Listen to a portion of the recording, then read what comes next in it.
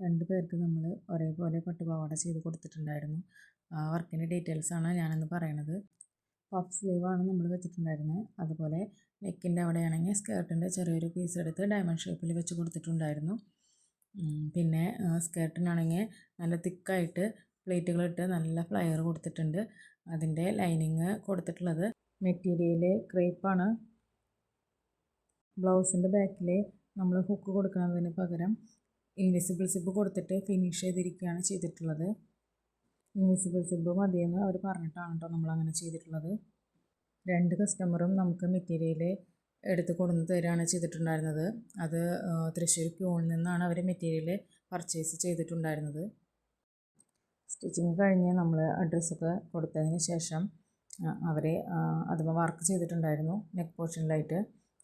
അതിൻ്റെ പിക്ചർ ഞാൻ ഇവിടെ കാണിക്കുന്നുണ്ട്. അതുപോലെ സ്ലീവ് പഫായിട്ട് നന്നായി പൊന്തി നിൽക്കണുണ്ടായിരുന്നില്ല ആദ്യം ചെയ്തത്. അപ്പോൾ നമ്മളത് മാറ്റം വരുത്തിയിട്ട് രണ്ടാമത് നന്നായി പൊന്തി നിൽക്കുന്ന രീതിയിലുള്ള പഫ് സ്ലീവ് വെച്ച് കൊടുത്തു.